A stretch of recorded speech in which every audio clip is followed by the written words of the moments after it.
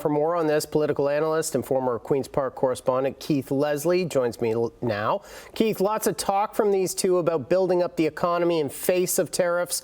Are we headed to a place where leaders are less concerned about a deal with the Americans and more concerned with just adapting to the reality of this tariff uncertainty?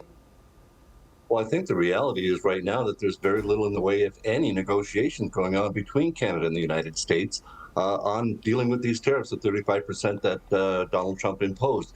So I think that's why you heard Premier Ford today say that the focus is really on negotiating CUSMA, renegotiating the Canada-Mexico-USA trade agreement that, of course, Trump signed and then violated.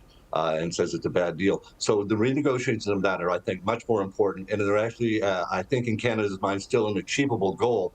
But right now, trying to get rid of the tariffs, I think that's something we're just going to have to live with and focus on the CUSMA deal. At least that appears to be the message we're getting from the Prime Minister and from Premier Ford. All right, so turning to focusing on what they control, which is what Ford said, do you see some sort of announcement coming soon about Carney government support for a nation-building project in Ontario, like Ford's proposed this deep water port in James Bay, or the development, of the so-called Ring of Fire? Well, the Prime Minister is going to have to pick some sort of large project and pick it. You use the word soon. I don't know if it's political soon or reality soon, but Canadians are looking to see what exactly his plan is. He, of course, has to balance, the 13 provinces and territories, their different needs and demands. But for the most part, he's going to pick a couple, at least, of really major projects.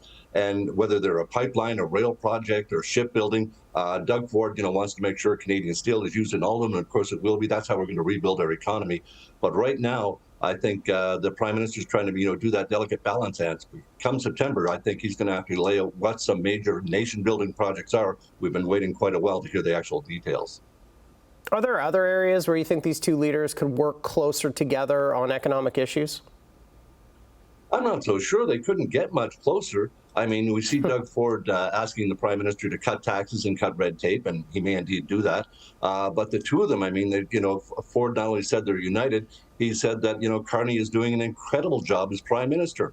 And then, of course, as Al Sweeney reported, when Ford was asked about Pierre Poilievre and what he should do once he wins if he wins his by-election tonight, when he gets back to Parliament, and Ford advised the Conservative Party leader to support the Liberal Prime Minister. I think that was a bit of a dig at Carney, but it was also a reminder that we really do have to take a Team Canada approach here. But I'm sure some Conservatives across the country flinched when they heard Ford say that Pierre Poilievre should be supporting Mark Carney. All right, that's former Queen's Park correspondent Keith Leslie. Keith, thanks so much for taking the time tonight. Thanks for having me.